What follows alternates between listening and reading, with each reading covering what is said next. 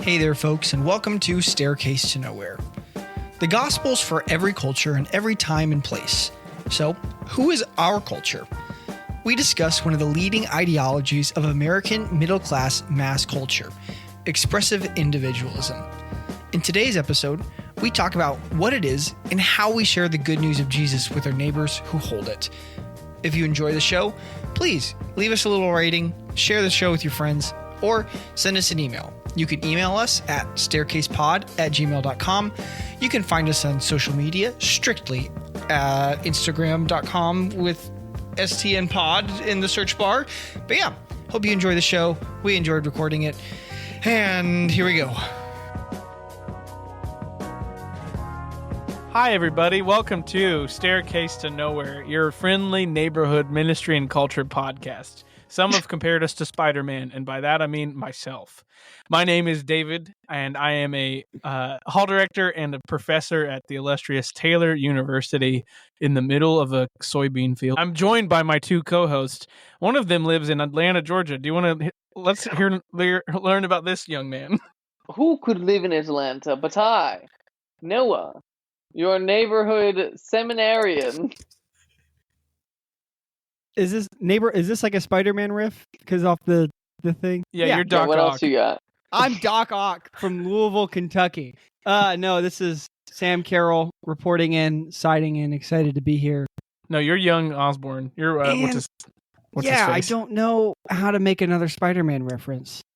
Other than we're recording on the web, I don't know.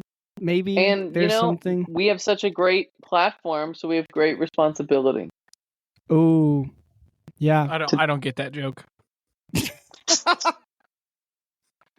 Well done. Well, we're excited to be here. We're glad that you have joined us to listen to this episode about ministry and culture. We're going to continue our conversation about church and mission, and we're going to try to break down and name who the heck the people are in North America that we are trying to bring the gospel to. So if you're looking to be a missionary in America, this is your episode. This is to your listen episode. to. Or if you just haven't been paying attention to like who people are these days, what's gotten into the youth, dude. We've got the skinny for you. We've got a show for you. Have we As got a show youths for ourselves, you? people Yes. under 30. No.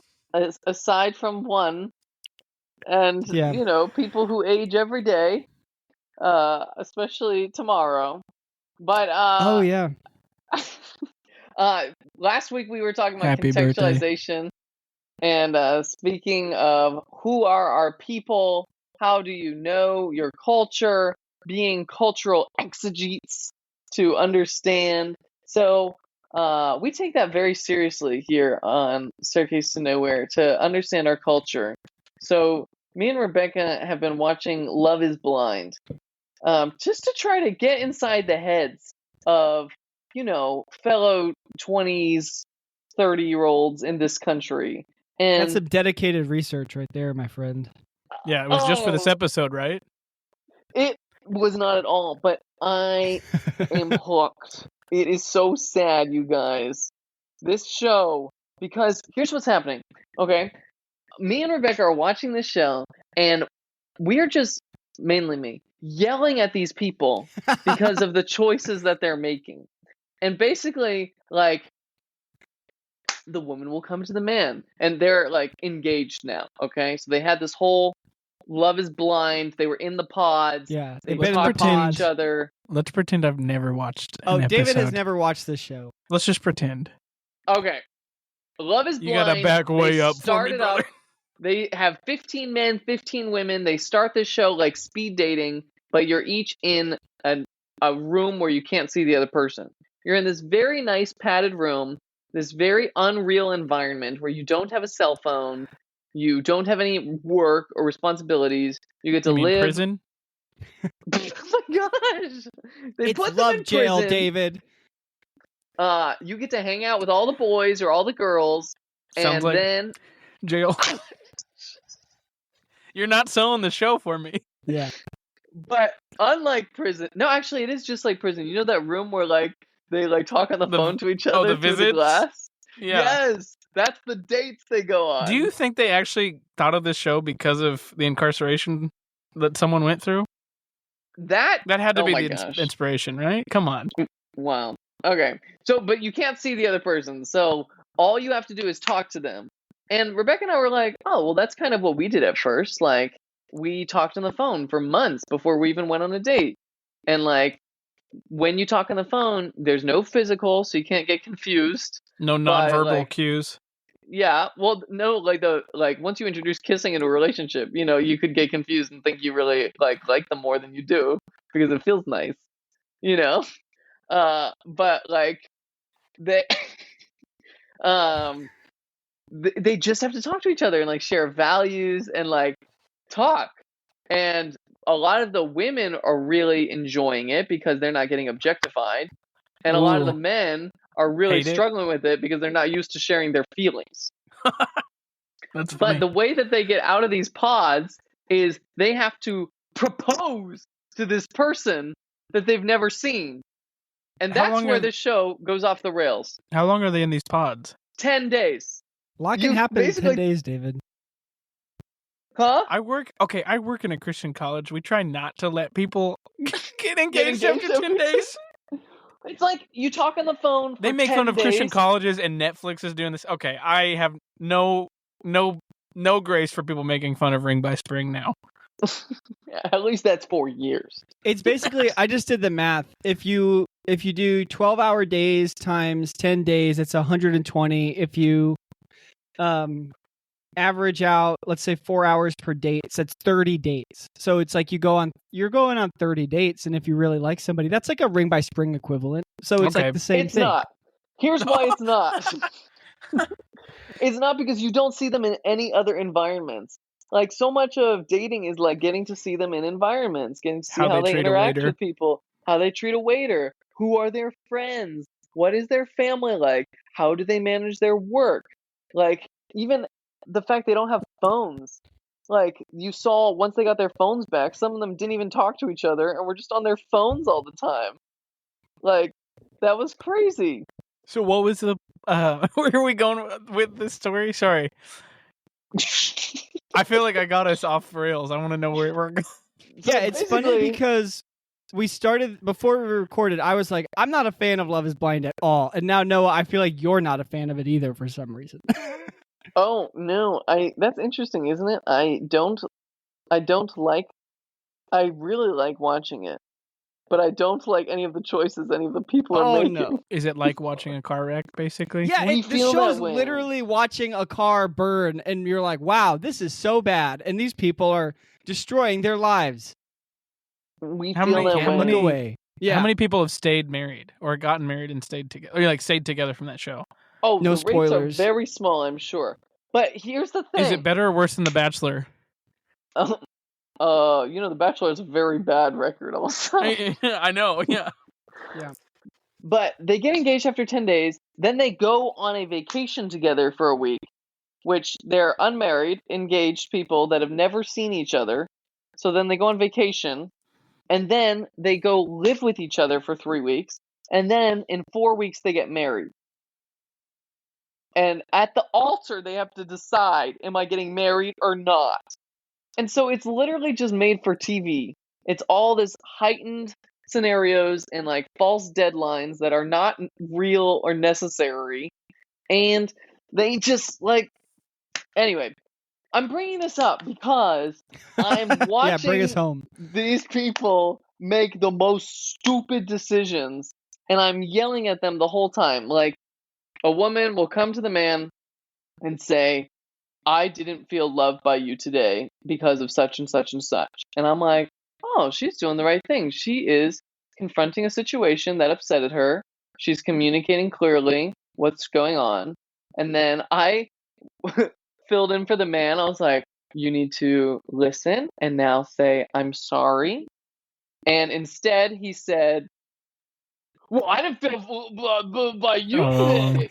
And I was Noah just has like, very high expectations for these reality TV show stars. Yeah, do you know the kind of person that gets on that show? that's the thing. Like, everyone that's there, they know when they're Is on the chasing show, clout. they're gonna be an influencer. they're gonna have, all these social media followers, and they'll be able to spin it into a podcast Click the and link below. and they'll be able to sell their merch and start a new And that brings line, us and to our guest today.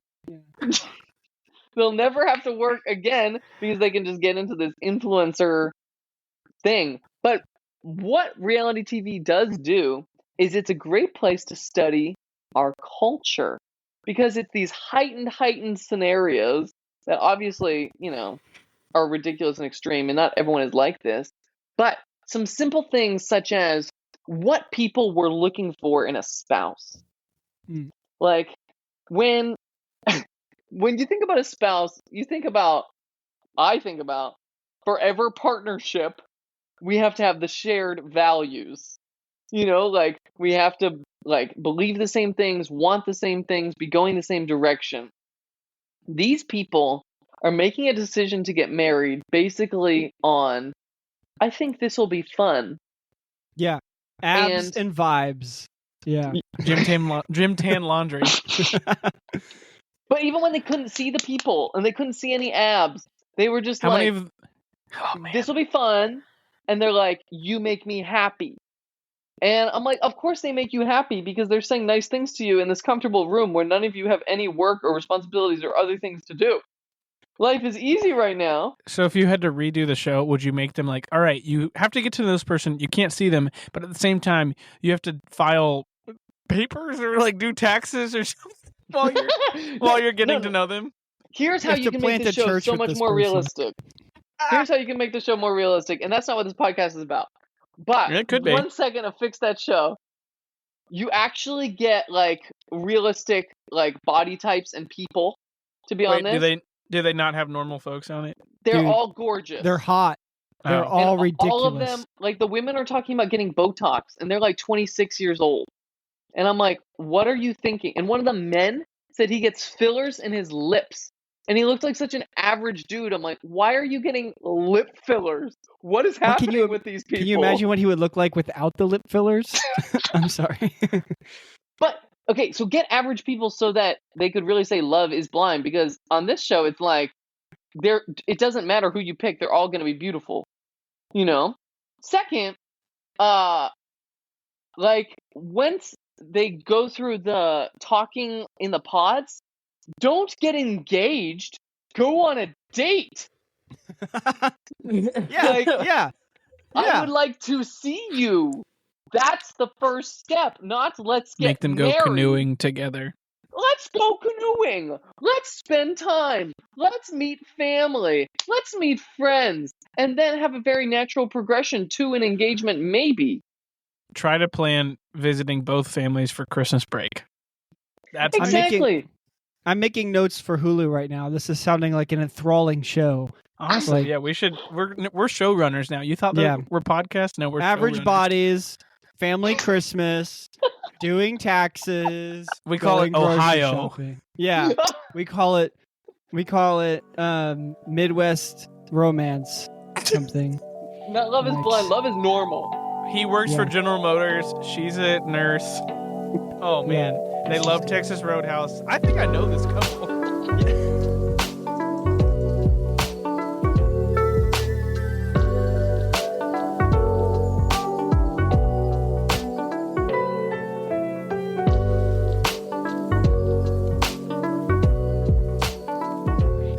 All right, so basically we're talking about who is our culture. And so I just want to ask you guys some questions. And basically just kind of trying to glean from you guys just a picture of average middle class Americans today in 20s and 30s. Okay? And so there's a YouTuber that I love. His name is JJ McCullough. His big thing is American culture. He just talks about all the kind of American culture things that we do. He asks why are the monsters, when you think of a monster, a Frankenstein, a mummy, and a witch? Or why are the candy flavors lemon, lime, and strawberry and grape? He is always thinking through these kind of cultural things we don't think about. And so what do middle class Americans believe what makes a good life? What's the good life? Can we get a more specific, like Midwest middle class Americans, city middle I class just Americans? speak generally about the people that you've interacted with Yeah, and I guess youngers, not like I can speak. parent aged. Well, I could speak to my speaking to our context in Louisville here. Like there's not a huge. I think because Louisville's a little bit. It's definitely more of a progressive city. So with that, like there's much less of an emphasis on marriage and just on marriage. There's still value in partnership and companionship and finding people. But I think for the 30-somethings, 20-somethings, there's not a lot of, I'm talking even secular and even within our church a little bit. There's still people still obviously care about marriage, but I mean, we got married really young, and there's not a lot of people here getting married really young. In my sphere here, I think especially outside of the church, there's kind of this, not a huge desire to build like a large family. Like maybe down the road when you're older, in your late 30s, late 30s, you start to have a kid, maybe 2 kids or something. But yeah, I think especially here in our city, there's a lot of emphasis on experience and what you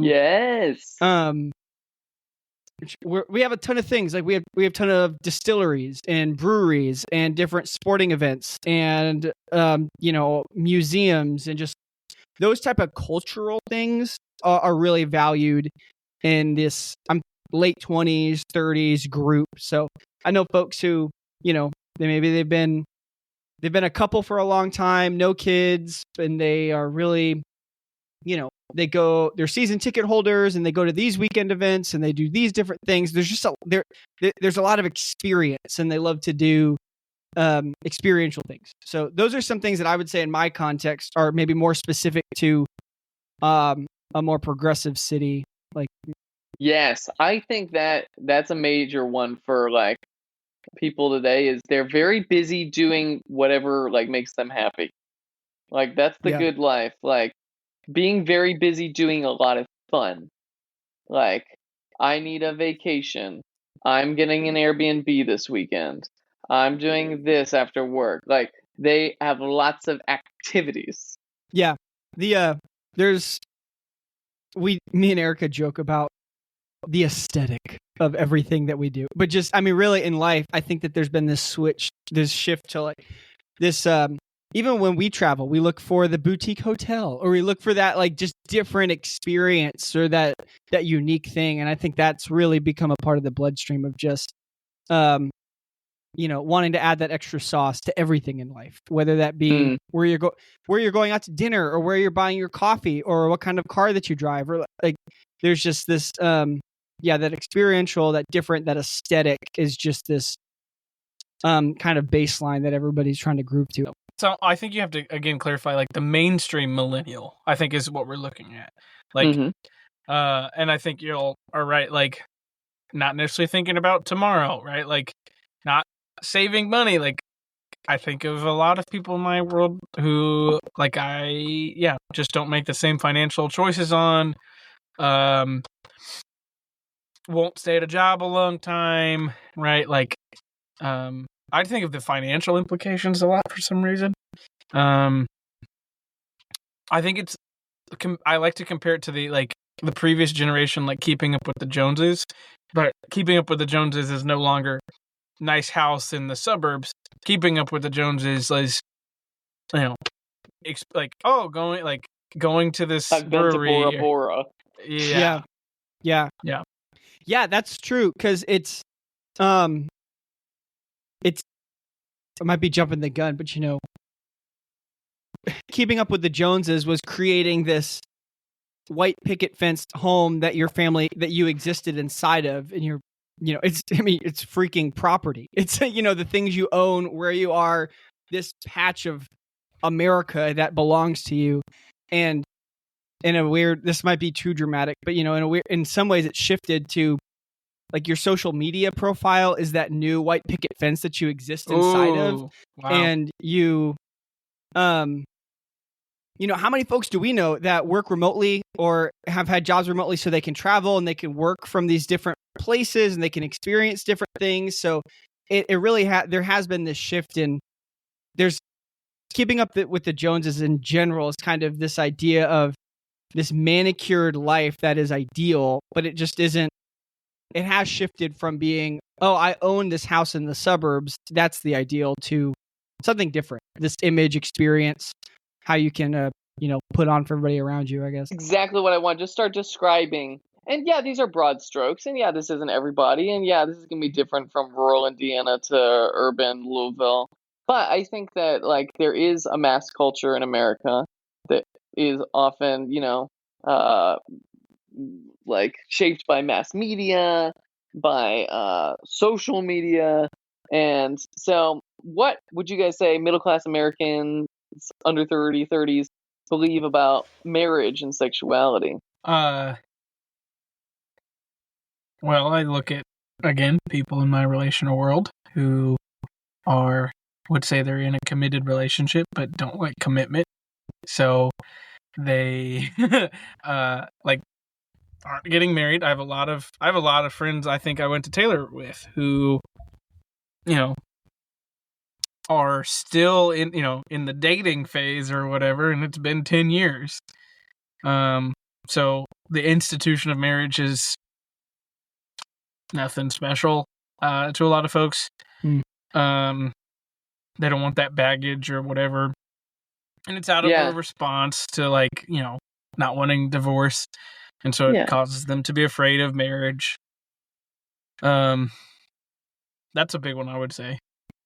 Yeah, but they might basically be married, like living together, sharing a bank account. But they're afraid to put the label on it because they could break up at any moment, and then it's not divorce. Yeah. Yeah. Did you ask the question, marriage and sexuality, were those the two things? Yeah. Yeah. I think, both of those, if we didn't already say it explicitly, happiness is the chief value that drives all the things. And, in the flow, the flow chart of well, does this make me happy? If the answer is no, then it's not a net positive in that worldview. So if something doesn't make me happy, then we don't do it. But there's a lot of things there's a lot of things in life that don't make us happy but make us better.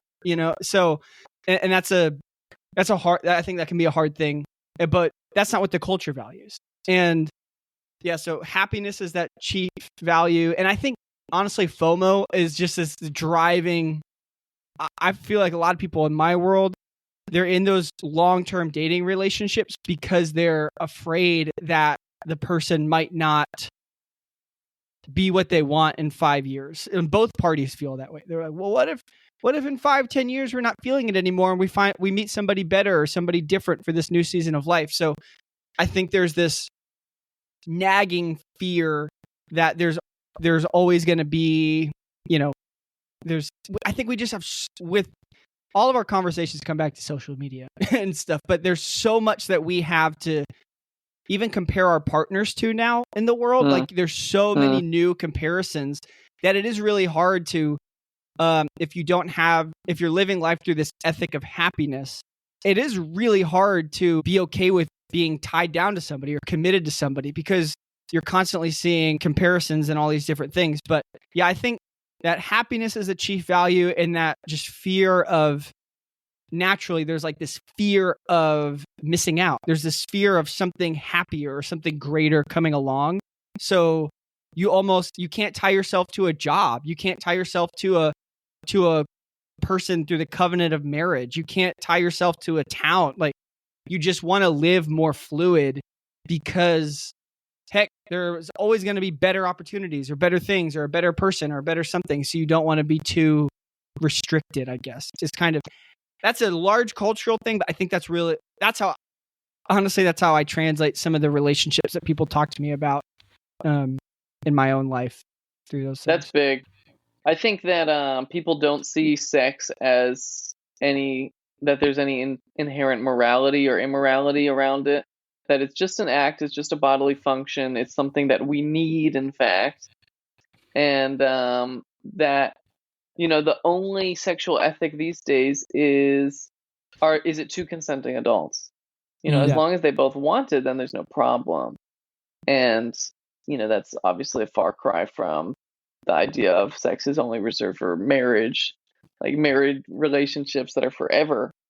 And I think that part of not saving sex for marriage, not saving living together for marriage, does make marriage seem superfluous.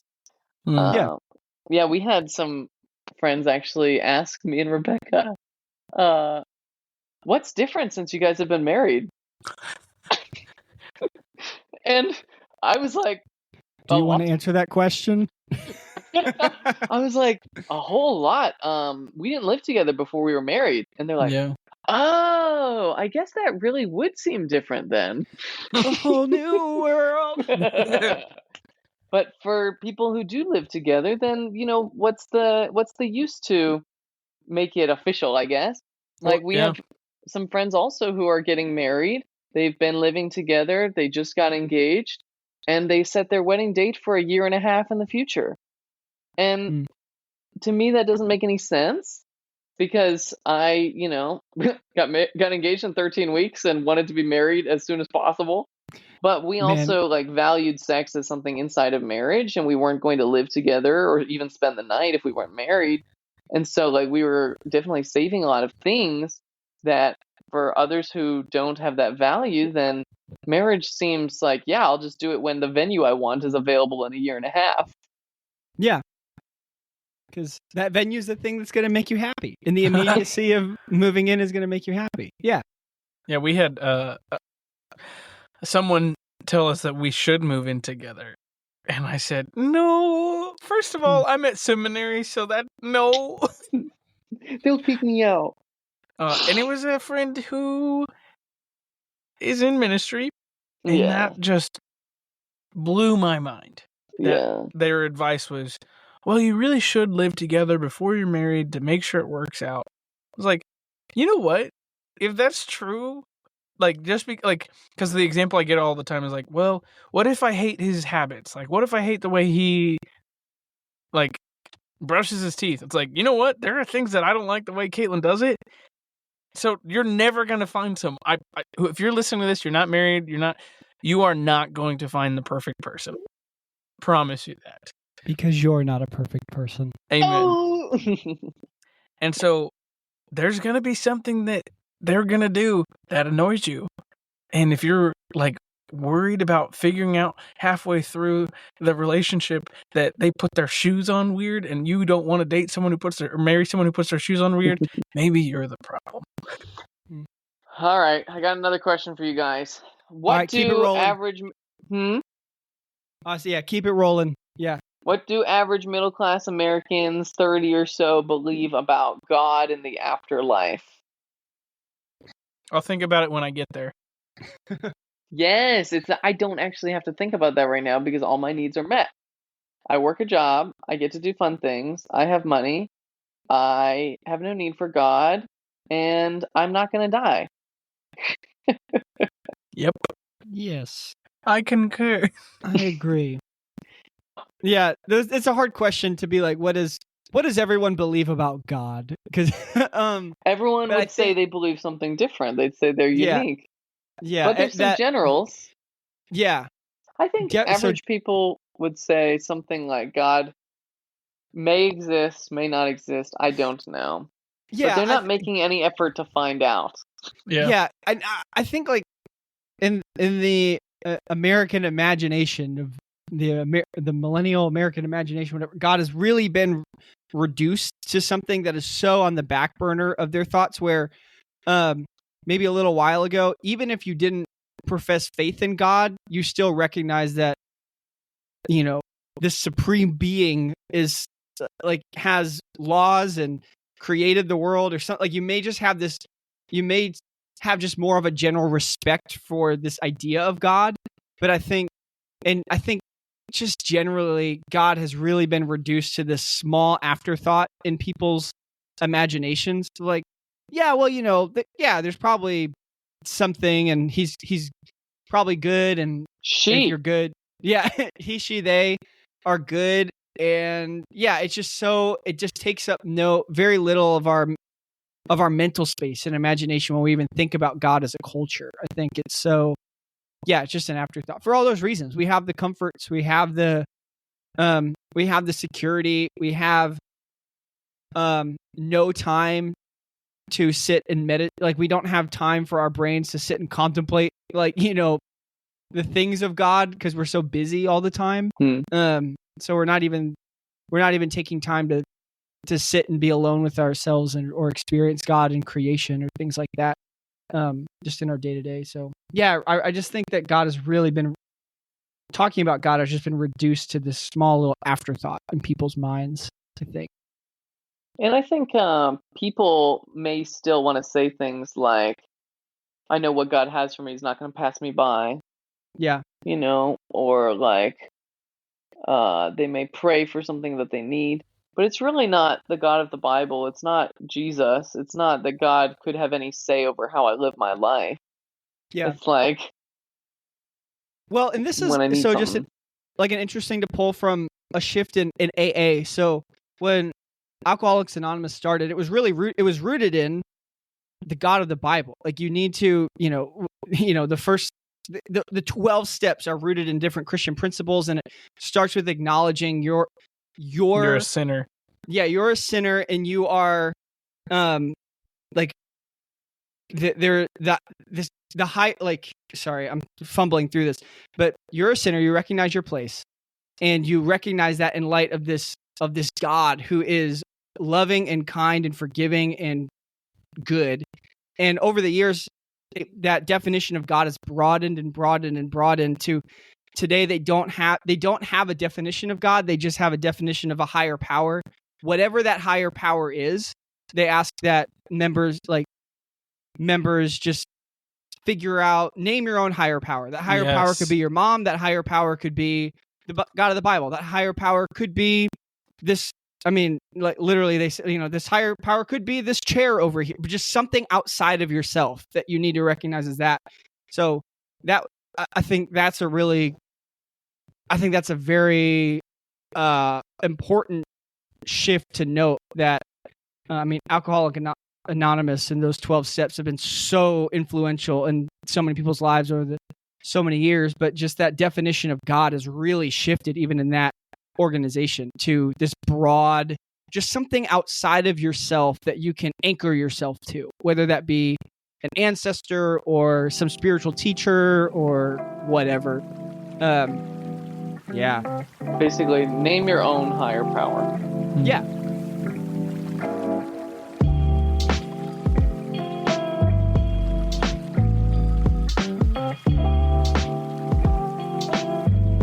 Well, thank you guys for thinking through that. I think that's pretty cool for us just to think through. And there's so much that we missed, obviously. And obviously, everyone is an individual. Ooh, or is that the case? There's some research that I've been doing on this this term called expressive individualism. And basically, expressive individualism, there's some researchers who are saying that idea is like the root cause between all of these things we've been talking about. That all of these things, like Sam, you were kind of talking about how it's shifted to how you curate your social media page. And he would say that it's deeper than curating your social media page, although that might be like one of the ways that it manifests. It's the way that you're expressing yourself as an individual. It's this whole ideology about I only exist as I express myself to the world. So the research has been done by someone named Carl Trueman, who's a professor at Grove City College, which is a Christian college. And the term was coined by a different philosopher named Robert Bellah. But Trueman has written a book recently called The Rise and Triumph of the Modern Self, Cultural Amnesia, Expressive Individualism, and the Road to Sexual Revolution. Have not read it yet. It's on my want to read on Goodreads. I saw Sam, it's on yours as well. It is, but it doesn't I saw count. it's on yours. But I read a long article today that he wrote about expressive individualism and just explaining what this is, and it really did help me kind of understand some things about our culture. And the sad thing is, he kind of didn't have any solutions for us. Like at the Rip. end of the article, he was just like, "Yeah, at least we understand the problem that we're in." It was like, I don't have an answer, but it's good that we know. And so I kind of want to describe it and then maybe see if we can try to come up with some answers, because we believe that the gospel is the Easy. answer. We got this. And so I just kind of want us to think about how would we share the gospel with someone that has this expressive individualist worldview. And as I describe it, I think that we'll see a lot of our neighbors, friends, coworkers have bought into this, and maybe even ourselves have bought into this. And it's Yeah. fueling a lot of the things that we were sharing as we're talking about people. So, what do you guys think expressive individualism means when you hear those words? I think first reaction is just kind of this idea that everybody's a brand. Like you're kind of your Yes! own, like, I'm guilty of this, but just kind of this idea of like running through the rubric, because I've done this. I'm like, but is that something I would do? Like, is that a shirt I would wear? And it's because it does it. It's like, of course you can. It's just buy the shirt, like whatever. But this idea that very aware of trying to use the same words in the definition, but very aware that the way that we express ourselves is very individualized, and that's just how everybody sees it. Is you are supposed to have this own version of you, and you're not supposed to be too trendy so that you're trendy, but you're also not supposed to be too, outside of the mainstream that you're like lame. Weird. So it's just kind of like this weird thing where everybody's constantly trying to prove they're different by expressing the same thing. I don't know. So yeah, just kind of this idea of we're all like, you're your own brand, you're your own thing. You have your own aesthetic. You have your own, style and type of music and vibe or whatever. And that's just kind of everybody's expected to have their own thing like that. That's a great one. Oh man, I honestly don't have much to add. I mean, like when I hear it, I think of what's the like. Even just like from a religious standpoint, like the cafeteria plan, where I'm just gonna take from the world what I want. I'm not just gonna take this aspect, or like I don't want this. I do want this. So I just think of like the cafeteria plan of how you look at life and your worldview. Yeah, build it yourself. It's just for you. Yeah, here's a definition with a lot of words, and then I'll kind of explain it a little bit more. Thank you. So it basically, expressive individualism is that human beings are defined by their individual psychological core. Okay, so who we are is defined by like who I am in my head, like my psychological core. And the purpose of life is allowing that core to be expressed in relationships. And anything that challenges me from expressing my true authentic self is oppression. Oh, this hurts just to hear this definition. All right, why does it hurt? No, keep going. Sorry. So expressive individualism holds each person has a unique core of feeling and intuition. It should unfold and be expressed if individuality is to be realized. What if you don't want to be an individual? Is that oppression? You want to be a cog in a machine, you sheep? Sorry. No, yeah, like if you in your mind don't feel like an individual, that is defining yourself in a specific way. No? Oh my! You know, gosh. So a functioning cog in some great machine, serving something beyond me. Oh my! That would be terrible, wouldn't it? Yeah. It creates this idea. You might have heard idea of culture of authenticity.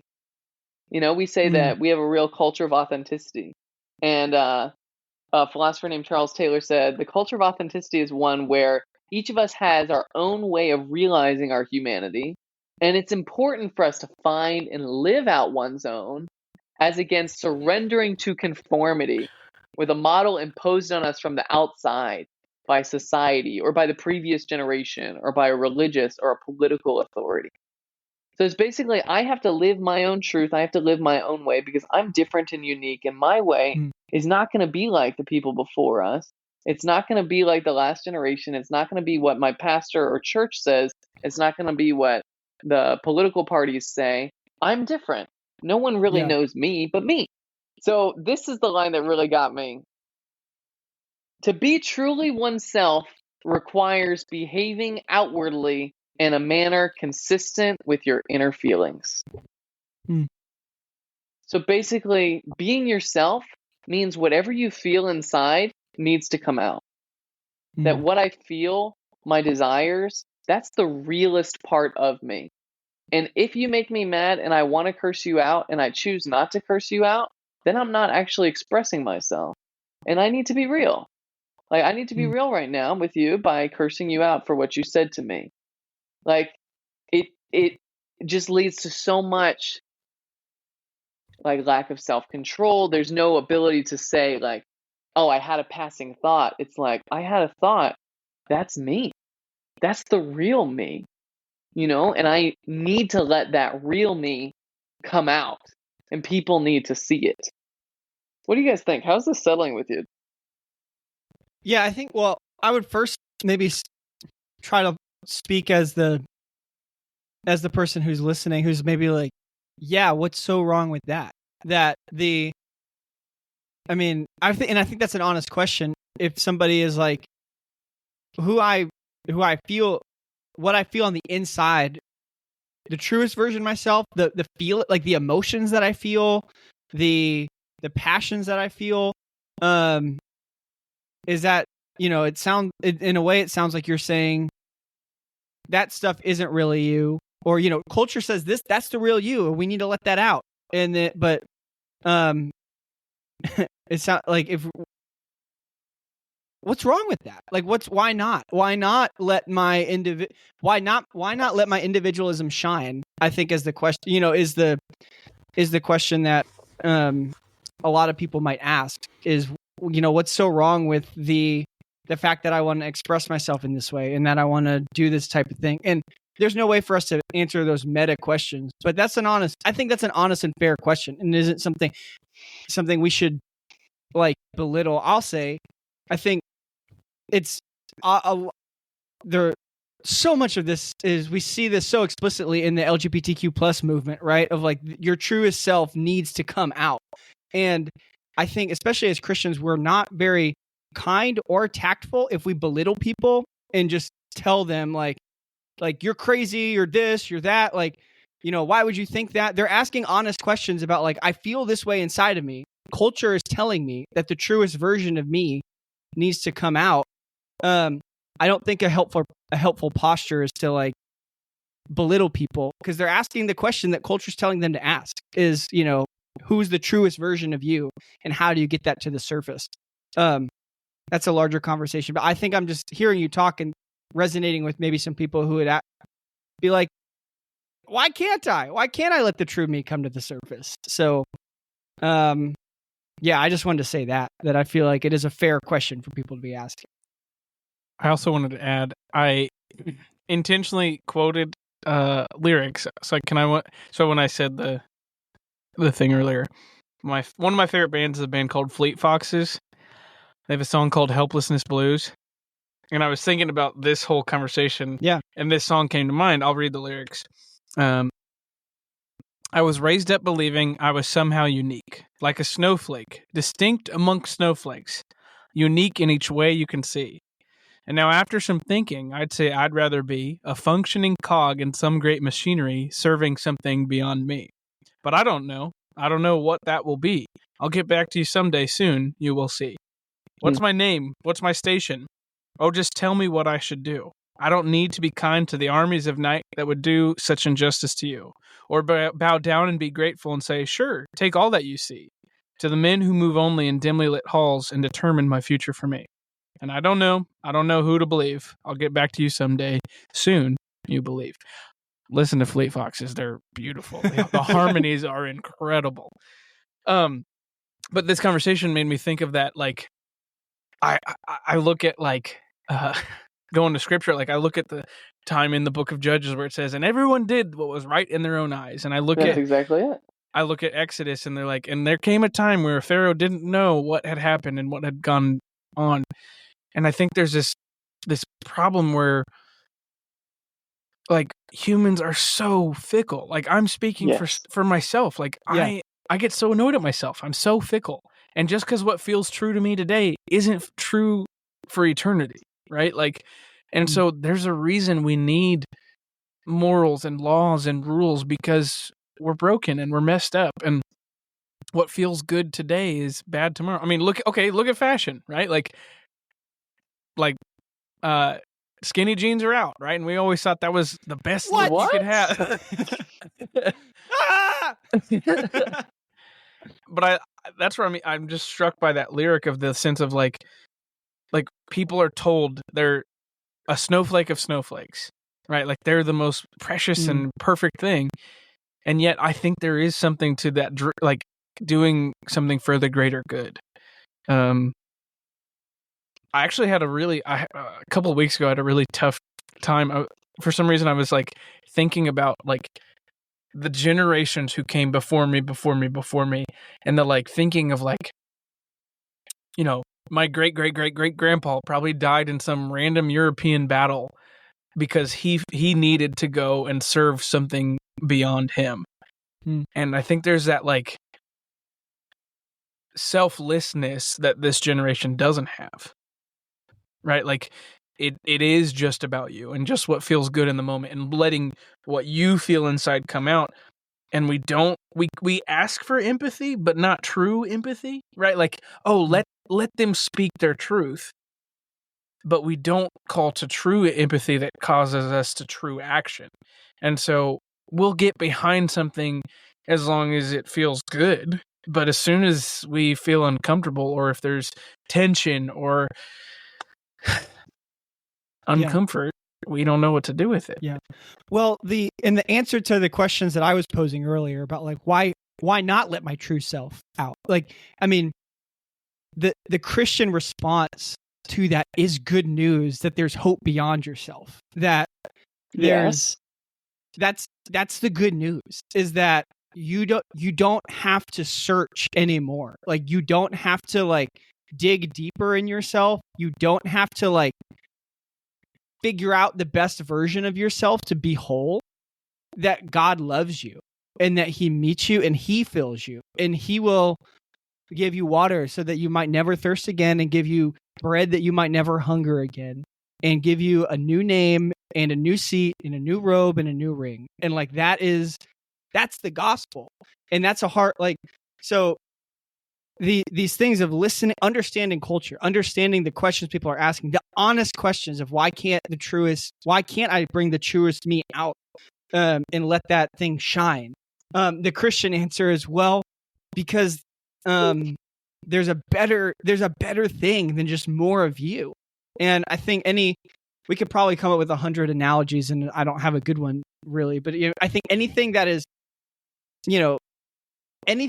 broken inside of itself doesn't need more of itself, right? Like if your computer is broken, it doesn't need to just like work harder and harder. It needs something from the outside to come in and fix it and restore it. Like there's nothing that is that like self-healing or self-satisfying, I guess, if there's really this emptiness and longing and sickness or whatever inside of it. It needs something external. So, yeah, I'm empathetic and sympathetic and want to honor the people that are asking the questions of like, why not let the true me out? But I think the Christian answer is, well, I've got good news, is that you don't need more of you. Like there's something better than more of you. Yeah. And it's not just a higher power. It's the higher power. No. It is the higher power. It is the source of life and love himself. Like wants to fill you and make you new. So that's good news for the people that are asking. Good news for the people in the back. Yeah, good news for the people in the back and the front, but not the middle. Middle, you're lukewarm. You got to be front or back. Yeah, this article that I read just was so helpful, I think, and I just want to bring out a couple more pieces here. It just talked about this expressive individualism. People used to define their identity by some external authority. Like you were kind of talking about, David, like being a cog in a machine, right? It was either the nation or a religion or the family. And now our culture just has such distrust in all of those because of, genuine things that have happened to collapse them and for us to distrust them, that we believe instead that we can choose who we are. And I'd say, Sam, the problem with that is when everybody prioritizes their own self over a responsibility and a duty towards others, like it just breaks down relationships. If here's a quote from him, and personal happiness is the goal, all social relationships come to be seen as contractual. The purpose is just to serve this goal. So basically, other people exist for the purpose of enabling me to fulfill myself in the way I choose. And that would feel good for me if I'm the protagonist and everyone else is a non-player character who doesn't matter. And that's kind of how we end up having to live. But that's not the world, actually. In fact, every human being has inherent value and worth. And to treat these people like they're just means to your own fickle happiness is destructive to them and to yourself. Yeah. And he brings up so many examples of things that come out of this mindset. And the first one he talked about is abortion and euthanasia. That people unborn or elderly, they're in my way to my happiness. So they can be disposed of. They're not important. Or that divorce could happen and should happen, in fact, if you don't fulfill me anymore. Because that's the main thing here. Even if we have children, and even our responsibility to them is not as important as me fulfilling my personal happiness. And he did talk, Sam, you brought up briefly LGBTQ. The book is titled The Road to the Sexual Revolution. This is the ideology that drives that mindset. And he was saying that, in fact, the end of this mindset for sexuality is pornography. And basically he was saying, in pornography, the sex acts have significance only for the person who's watching. The satisfaction of the audience is the purpose of the stuff happening on the screen. And the bodies of those involved are just instruments for the satisfaction of someone else. They are literally just pawns in your game of making yourself happy. And that's not true. Those are people. Those are often people who are trafficked. Those are, terrible situations and things. And we've made our personal happiness the highest goal. And what comes out of this is this great evil and dehumanizing. So, what do we do? That was depressing. Yeah. You're like, abortion, pornography, suicide, euthanasia. Hey, I think the youth are good over in Asia. Oh wait, my gosh. David, how did you make a joke about euthanasia? That's crazy. You never heard that one? Yeah, that's a dad joke if I've ever heard one. Dare I say that's funny? I don't know. Anyways, yeah, that was depressing.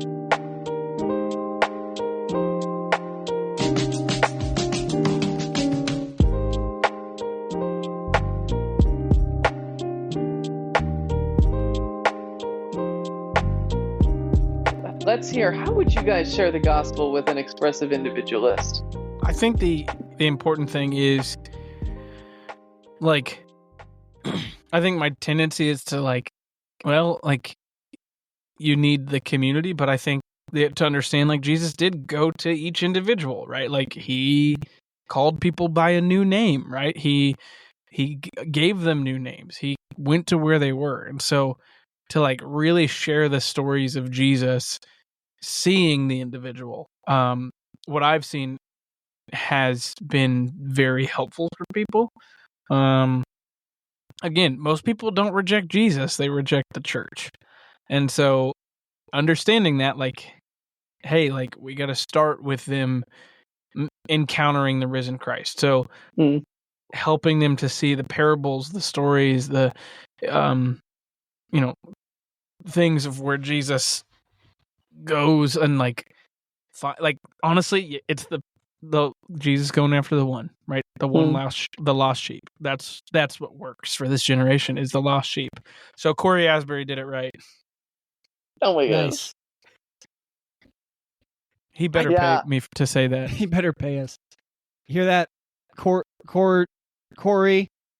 I think I think a lot of church plants are catching on to this, and there's a lot of language in church plants about creating a new family, like family meal nights, and recognizing this need that the culture is saying we need to be our own selves. And I think there's a lot of movement. I think there's two ways it's happening. One, like new churches that are planting are like trying to be intentional about not just creating a Sunday morning experience for people, but they're trying to create these communities where people are seen and offer that counter narrative. I do think another thing that happens is either people who are maybe have deconstructed or they're reconsidering their faith, or there's also this surge towards Christian traditions with a lot richer history, like not new church plants, but some Anglican things or some Orthodox things, or just like resurgence into that, where it's like there's a deep well of meaning. So it's good. Yeah, it's old. There's this old, like I'm looking for meaning, or could this be the answer? I think both of those things are happening, but I think like what do we do? I lean more towards that new family of God, right? Like creating these these family communities, these cell groups of people who are living this out together, and creating spaces where people find purpose in that. And the opposite of the culture is saying, we say it all the time, but use your time, your talent, and your treasure to invest in yourself. But the church says all of those things are supposed to be leveraged for the other. Like all of your life, your giftings, your finances, your time, are supposed to serve something bigger than just you. Like they're supposed to serve this new family and ultimately the world, so that the world would see the goodness of God. But and I think that comes through discipleship and helping people identify where their giftings are. What are your talents? What are you good at? What has the Spirit gifted you in? And then as church communities, leveraging that, not just to be like really, not to just be self-serving, but to say, hey, let's point those things inward towards the community, and let's teach you how to be a good servant, and let's teach you how to love your neighbors well and your community well. So I think that's something the church does in some cases, but needs to step into to counter that, is to say, how are you valuable what are you good at as an individual? Where are your gifts as an individual? But seeing those in the light of community, and those in the light of a bigger picture, not just you as your own little thing. Yeah, it's like, I know you see yourself this way, but learn to see yourself as one part of a larger whole. Yeah. Learn to let God define your identity instead of you have to define it yourself. Yeah. And not saying just like be quiet, fall in line, do the thing we tell you to do.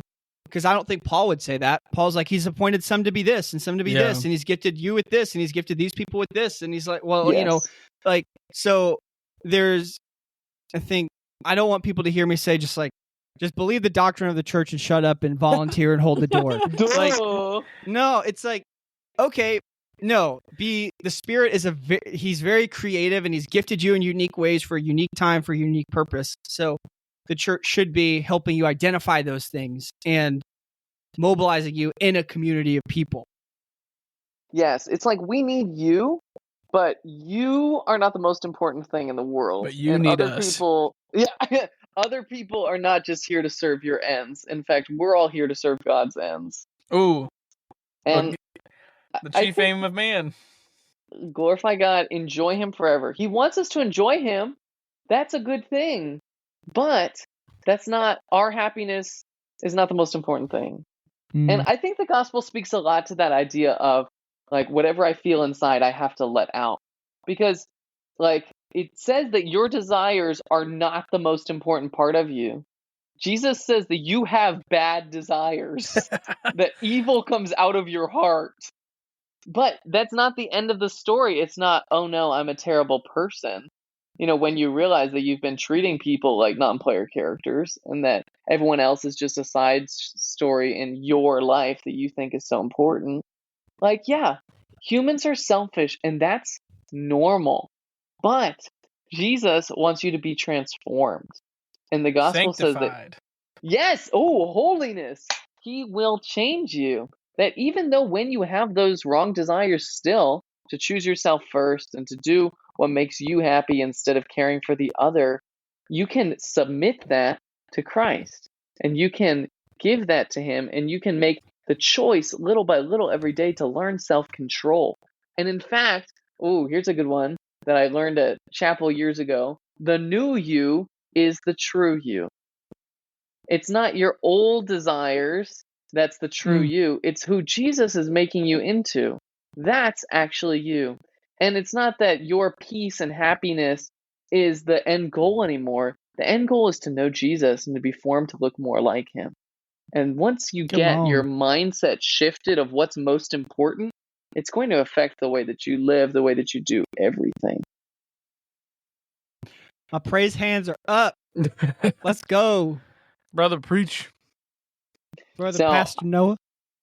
I really appreciate you guys doing a cultural exegesis with me and looking at our people, because I think it's important for us to recognize this. And I think that sometimes when we share the gospel expecting people to have specific presuppositions about whatever that they don't have, it's not as helpful. But when we recognize that people are coming with this lens of my happiness is the most important thing in the world, and you are just a side character in my story, like how can we teach them that Jesus is the main character in their story?